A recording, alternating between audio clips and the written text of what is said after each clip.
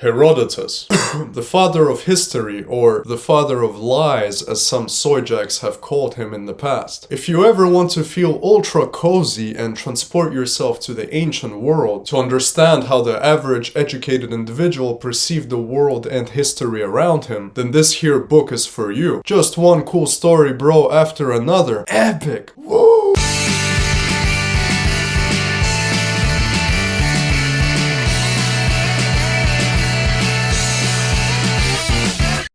I've been rereading this thing recently and I thought it would make for a nice set of videos to relate some of the crazier stories that Herodotus shares with us. I've chosen 2 of them for you today, and I'll make this sort of video every now and then. Filler content for when I don't know what to talk about.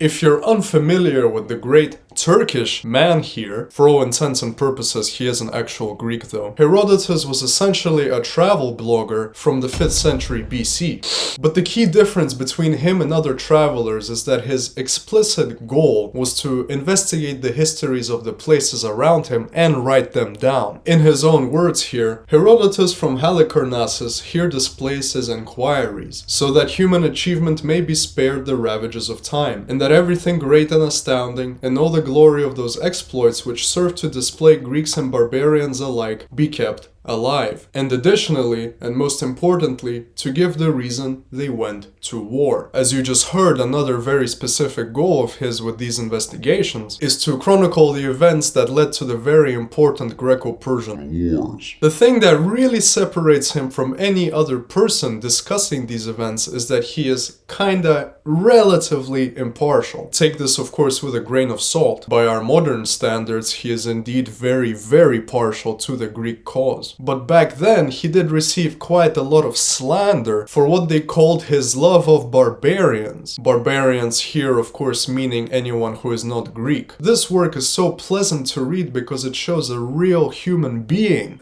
It is relatable. I love when things are fucking relatable. Every day I wish I was dead. A real human that has a genuine curiosity not only for the Greek world, but also for the so-called barbarian world of his neighbors. This is not a dry, factual economic history dissertation where Herodotus bores you for 20 pages with the consequences of a 0.5% tax increase on agricultural goods. No, what we have here is a guy who shows up in Egypt, let's say, and he asks the locals where some fucking massive column came from, who built it, and the locals then tell him that it was so-and-so who made it fall down from the sky through a work of magic. And Herodotus of course writes all of this down in great detail, but he then underlines this whole legend at the end by saying, you know what guys, I don't really think that's true, but let us continue anyway. He'll then go on to tell you about some war that Egypt was in, and then some old king who did X and Y. And then he'll go for a little tangent for a few pages about how he saw a crocodile once. And he describes this animal for us with a scientific fascination. It's just so fucking real. I do have to say, yeah, he lies sometimes. As an example, he attempts to describe the hippopotamus at one point. And his description makes it very clear that he's never seen one. Because according to him, hippos have a mane like horses. They're basically underwater horses. They even make the same sound.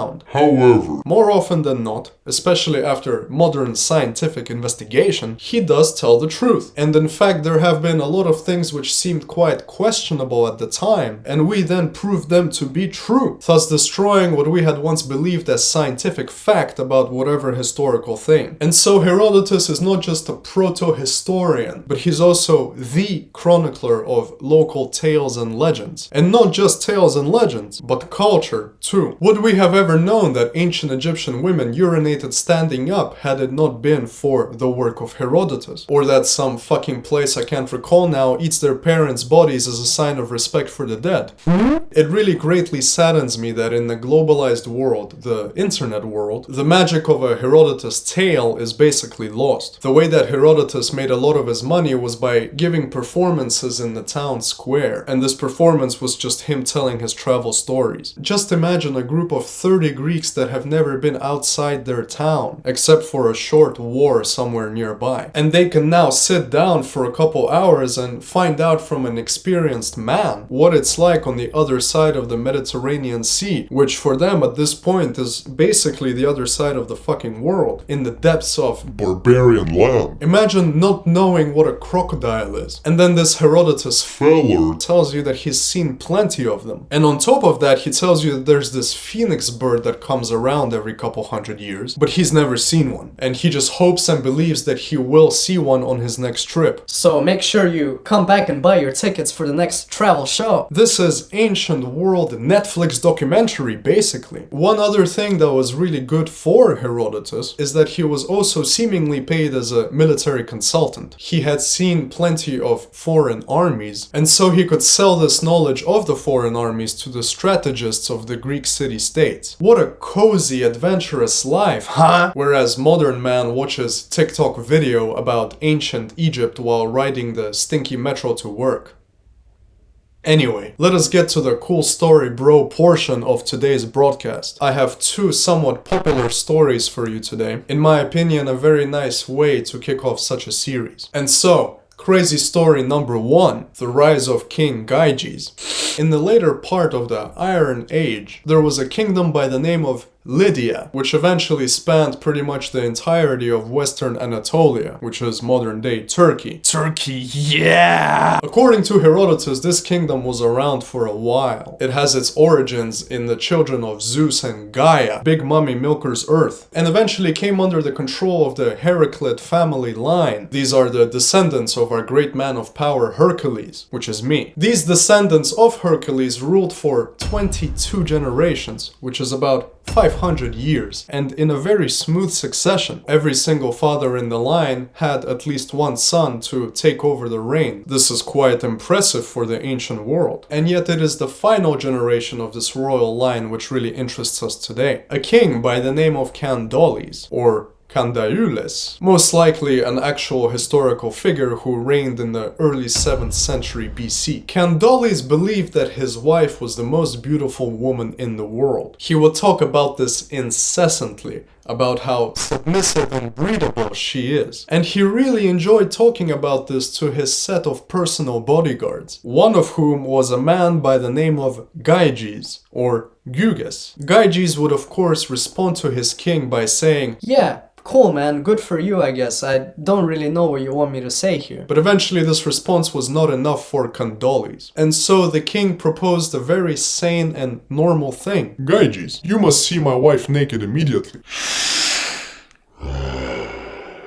Our man Gyges, of course, did not feel comfortable with this whatsoever. It is important to point out that in the non-Greek world, seeing someone naked was extremely impolite, both man and woman. And so if Gyges was caught looking at the naked queen of all people, this would be really disastrous indeed. However, the king Candoles kept insisting and devised an entire plan to ensure that Gyges doesn't get caught. And so Gyges couldn't really keep disrespecting his king more and more by refusing, and he agreed to see the queen nude. The plan was as follows. Gyges would hide behind the door of the king and queen room, wait until the queen comes in, let her undress herself as she gets in bed with the king. Gyges would therefore see her buttocks, and then he would quietly slip out of the room while the queen is getting in the bed facing away from him. And so this is exactly what they did. And everything went exactly as planned.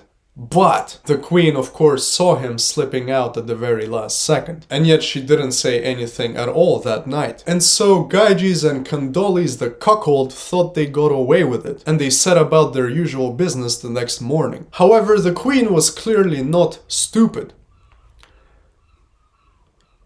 Seagulls.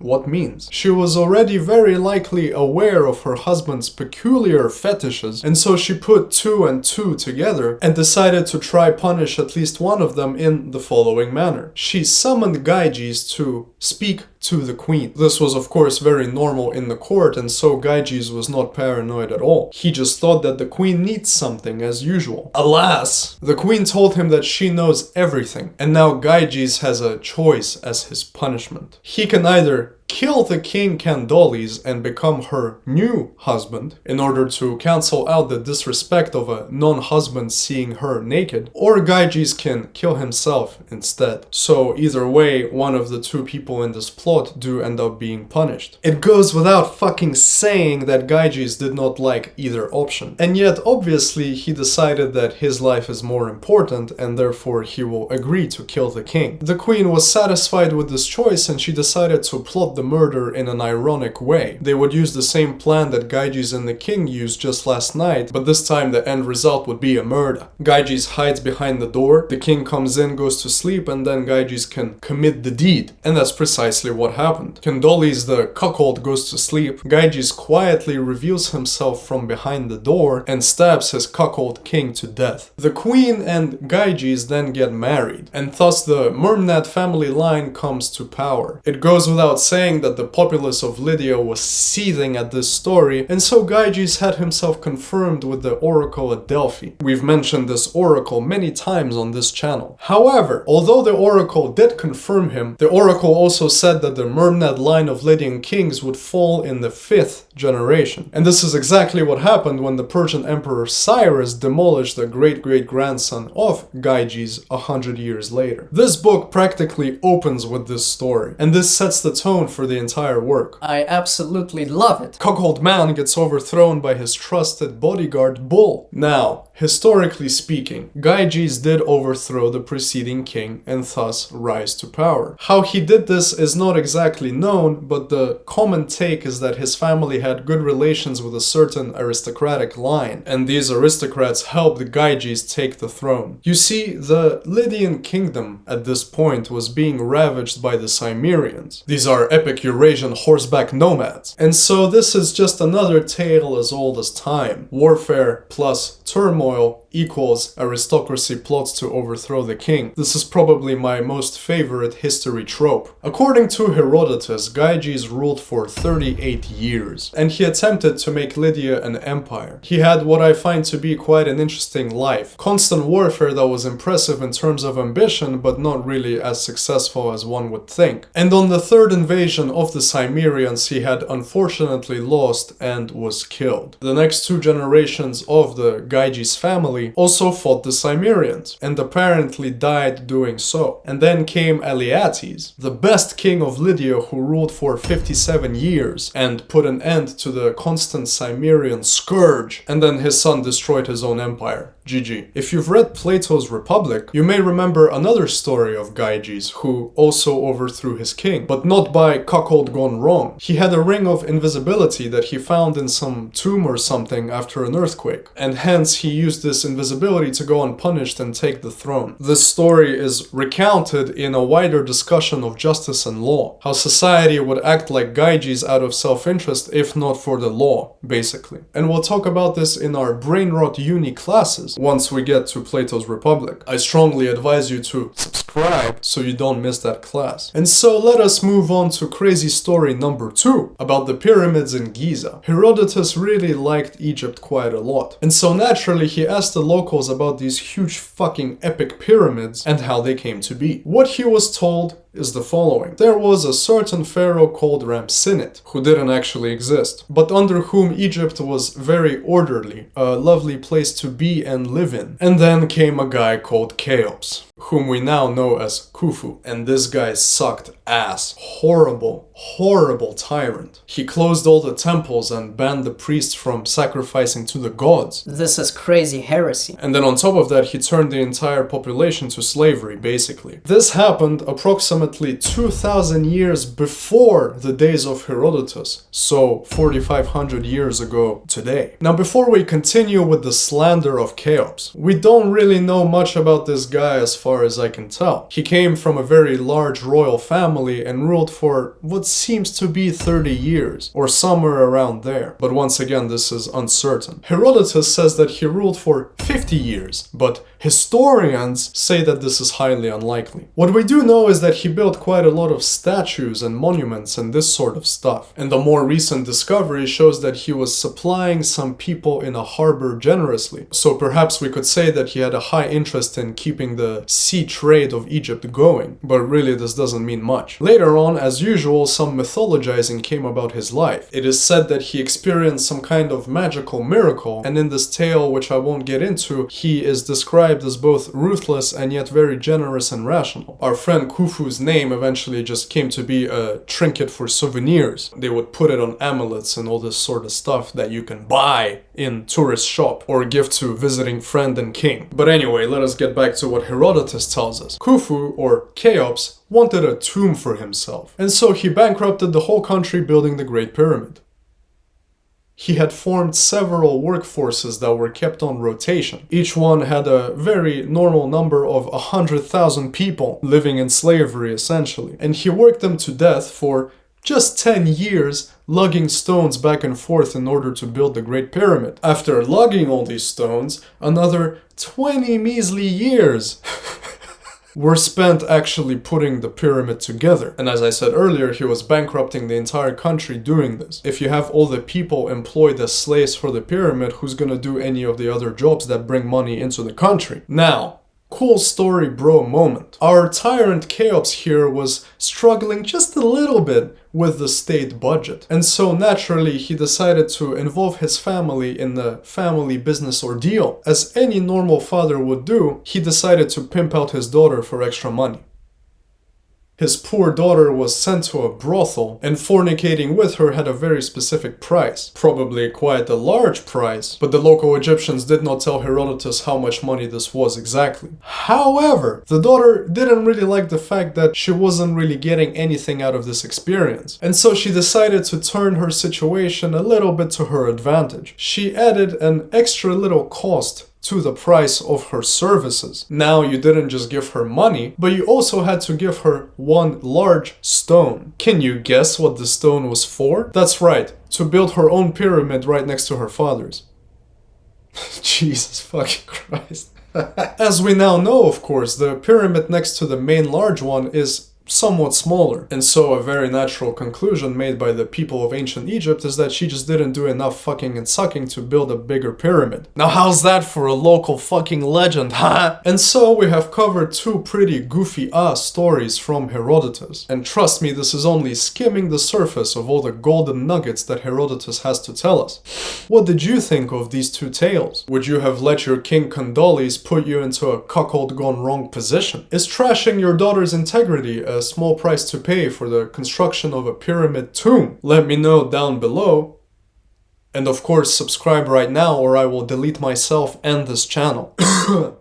Otherwise, I will see you next week. Ciao.